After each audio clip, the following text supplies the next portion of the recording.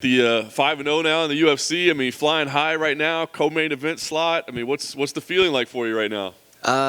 It's great. I think I'm finally getting everything that I've worked so hard in my life to get. I've dedicated my entire life, my childhood, to becoming a UFC world champion. I was just telling them outside that this isn't enough for me. I don't just want to be in the UFC. I don't want to just be the guy that's doing co-main events. I want to be the main event. I want to be a world champion, and that's what's important to me. So this is great. I'm definitely enjoying the journey. I'm definitely soaking it all in, but I've got so much more that I can do, and I know it. That's awesome. Adjustments, right? Obviously changing opponent, 3 weeks. I mean, give me the emotion around all that, having to change opponents, having to reschedule it. Has that been a difficult change for you? No, I think that one of the things that I do so well is I roll with the punch as well, and I can understand that with how I train and how I prepare, it really doesn't matter who I'm competing against.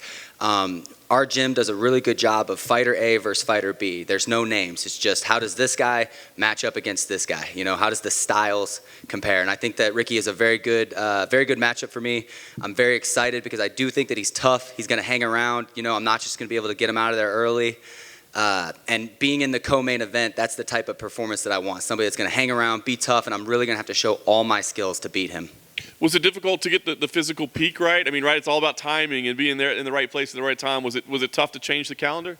No, I wouldn't say so. For me, with how I train and what I do, it's more just about making weight. And so being able to add, 3 weeks or 4 weeks or whatever it was on there, I got to have a little cheat meal. I got to bring my calories up a bit, and it just made that training camp even a little bit better because I was so low, and then, you go back up a little bit. I'm very happy with the way everything is turning out right now. That's awesome. Talk about game planning, though. I mean, obviously less time to do so, right? I mean, do you feel like you have less of an approach than you normally do because it's relatively short notice? I think with my style, I don't think there's anybody in this room that is wondering what I'm going to try to do in the fight. And so for me, it's basically when I look at a fight, it's what stance does he stand in, what arm does he guillotine with, and what's his most dangerous weapon on his feet. And I think I've got that all figured out with Ricky, and I think that he's not going to be able to stop what I do. And I think I'm going to do the exact same thing for the next guy, and probably the exact same thing for the guy after that. There's not very many people that's ground game I'm afraid of. There's not very many people that I won't be shooting on and won't be trying to grind out. So I like the matchup. I think everything's working out great for me. Nice. We talked to him earlier. He didn't seem to be a huge fan of some of your talking and some of your pre-fight comments. I mean, do you feel like you've poked him a little bit, or is he just maybe taking offense or reading in between things? I don't know Ricky, and Ricky doesn't know me. The only things that we know about each other is that he's trying to take what I've worked for. So I don't necessarily dislike the guy. I don't think I've said anything that was crossing the line. Everything that I've said, I've believed 100%. And if you ask him the same questions I was asked, he would say the same thing. He thinks he's going to beat me. I think I'm going to beat him. The only thing that I have said that I didn't know about is I was calling him Richard as kind of a joke because my older brother's name is Ricky, and he hates being called Richard. So as a joke, I was calling him Richard. And then I saw an interview that he did where he was talking about something with his mother. I don't know what the story is. Something with his mother and a man named Richard, and so I do feel bad about that one because, believe it or not, I have a mother myself, and I would never want to make her feel uncomfortable. So, Ricky, if you're watching this, I do apologize about the Richard part. So, but other than that, I'm still going to kick your ass. Classy. All right, like you said, this isn't enough. This isn't the end goal. But co-main event, does it feel special? Does it feel like, hey, yeah, we're in this big spot. We're on the cusp of something really big?